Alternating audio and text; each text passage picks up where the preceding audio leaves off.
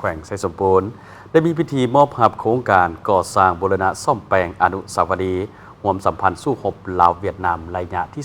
3 เนื่องในโอกาสมอบรับโครงการก่อสร้างยกระดับบูรณะซ่อมแปลงอนุสาวรีย์ร่วมสัมพันธ์สู้รบลาวเวียดนามระยะ 3 อยู่ที่แขวงไซสมบูรณ์ในวันที่28 พฤศจิกายน 2025 ที่ผ่านมานี้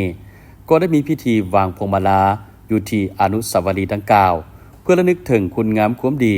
ของบรรดานักรบวีรชนสองชาติลาวเวียดนามที่ได้เสียสละชีวิตเพื่อกอบกู้เอาเอกราชสิทธิอธิปไตยเป็นเจ้าตนเอง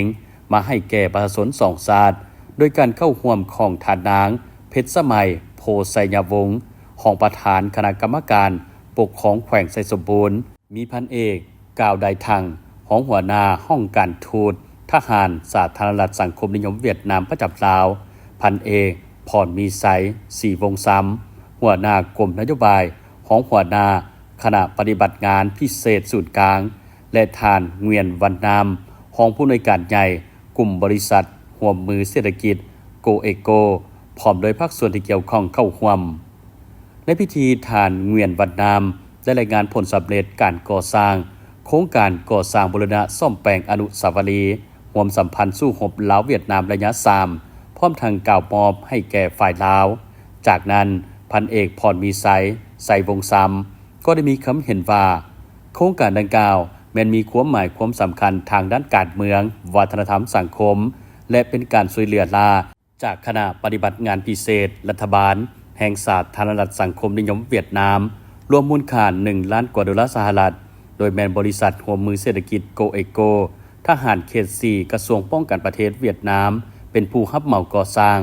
เริ่มลงมือจัดตั้งปฏิบัติในเดือนพฤษภาคม 2025 บรรดาดาบเวียกประกอบมี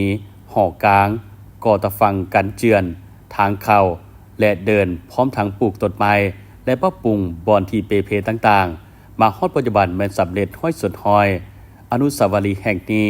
แม้นการประกอบส่วนเพิ่มพูนคูณสร้างหัดแน่นและเสริมขยายสายพัวพันมิตรภาพที่ยิ่งใหญ่ความสามัคคีแบบพิเศษและการร่วมมือหอบด้านระหว่างสองประเทศลาวเวียดนามลาวจากนั้นท่านก็ได้กล่าวรับเอาโครงการและกล่าวมอบต่อให้แก่อำนาจการปกครองแขวงคณะปฏิบัติงานพิเศษขั้นแขวงและกองบัญชาการทหารแขวงไซสมบูรณ์เป็นผู้คุ้มครองนำไซให้เกิดผลประโยชน์สูงสุดจากนั้นท่านหม่อนคำดวงสวรรค์ได้มีคำเห็นและกล่าวรับเอาโครงการดังกล่าวซึ่งโครงการแห่งนี้จะได้นำไซเป็นบอนจัดพิธีนำส่งห่างอัฐิทหารอาสาสมัครและเสี่ยวสารเวียดนามที่เสียสละชีวิตในปางสงคราม